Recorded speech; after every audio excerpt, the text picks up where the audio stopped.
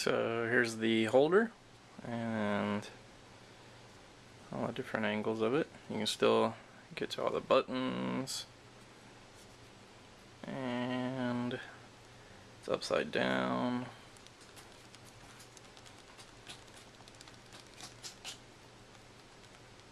I'm not squeezing on it or anything. Let's see. It just holds it really well. But when you want to snap it out, it's pretty easy. Just press on the edge and push a little bit, and out it comes.